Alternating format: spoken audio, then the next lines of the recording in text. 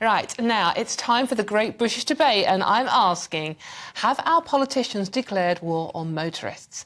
To discuss this, I'm joined by former Brexit Party MEP Ben Habib, former editor of Labour List Peter Edwards, and senior meteorologist at British Weather Services Jim Dell, and a director of Car 26, Lois Perry. Thank you very much for joining me all this afternoon. Now, OK, so the war on motorists.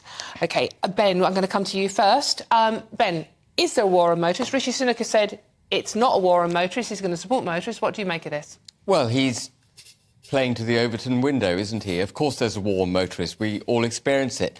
The minute you fill your car up, the 48% of what you pay at the pump goes straight to the exchequer. If you want to drive into central London, it's £15 congestion charge, up from £11 just a couple of years ago. Massive 40% increase. If you want to drive a car that's anything older than 2015, you pay £12.50. You can't get into certain parts of London because of the LTNs. You can't drive more than 20 miles an hour. Most roads, even Park Lane, which used to flow really well, Park Lane used to work really well as a road, you can't get down now because multiple bike lanes, many of which aren't used. There's a complete war on the motorist. And what I think the politicians don't understand is that actually motoring to work, motoring to places that you deliver goods and so on, is a key component of economic progress. And if you can't use your car and van and so on in the way that you need to discharge your daily legitimate business, you are constraining the economy. And I don't agree for a second Rishi Sunak is serious about rolling it back. He's completely committed to getting rid of petrol internal combustion engines by 2030. OK, right, OK, we'll come to you next, Peter. Is there a war on the motorist, or are we making a fuss about nothing here? I wouldn't say a war, but I think Rishi Sunak's probably main driver is his panic over potential loss of swing seats in the general election. We're in a position where the phasing out of petrol and diesel cars by 2030 is a Conservative Party policy brought in by the Conservative government.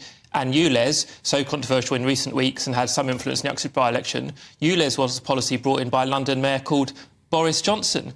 So Rishi Sunak, although he's got this kind of blue background, he's looking into the space on the front cover of the Telegraph as if he's rethinking everything, but he's in a position of campaigning against Conservative Party policy. And the reason for that is purely electoral mathematics. Lois Perry, this is all just electioneering. Yeah, Lois. Lois, sorry, it's no problem at all. We must remember, this isn't really a war on motorists. This is a war on humans. This is a war on all of us. This is a war on everyone that isn't extremely wealthy, because what this will lead to is a complete annihilation of the working class and of the middle class, because the internal combustion engine, the ability to move and get around and be independent and make money, is a key component of our liberty and everything that we take for granted in this country about what being British means. This isn't about the motorist. This is about you, me, your nan, your aunt, your cousin, your brother, everything that you've ever seen as normal life. And you lose, you lose. So Rishi is, he is electioneering. But, yeah, totally. This is very scary stuff, everybody. It really is. Jim Dell, this is scary stuff. It's a tax on the working class, a tax on the motorist. We need to actually, we need Rishi Sunak to actually be on the motorist side. What do you think? Don, what I would say is you bring a ray of sunshine to a drab day in Britain with that lovely jacket. So that's the first thing I'm going to say. The second thing I'm going to say is there's absolutely no war on motorists as such. Look, if there's a war, it's being conducted by Ben and Lois in terms of a war against health and I say prosperity because prosperity is a green prosperity, the environment. Safety and health are very typified by ULEZ and other actions taken by councils up and down the country. And if Sunak thinks he can just somersault on one, how can you put this about Uxbridge? Because this is what this is about. This is the knee-jerk that went on. Uxbridge was lost by the Reform Party. They pushed the anti-ULEZ thing. They lost the deposit. We didn't You don't stand. need to say any more. We didn't stand in Uxbridge. OK, Reclaim, your friends. The same thing It's that you a shook different hands with political party, and stood down Jim. instead of.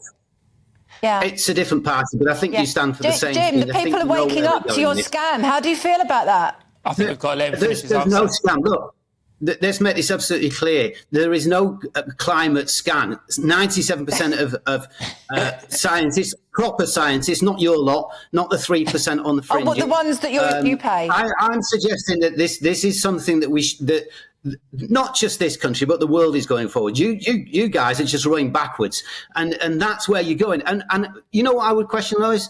Ben and Lois, I would question your motive. What is your motive? Who is feeding you? Liberty and freedom. And talk about... Please answer.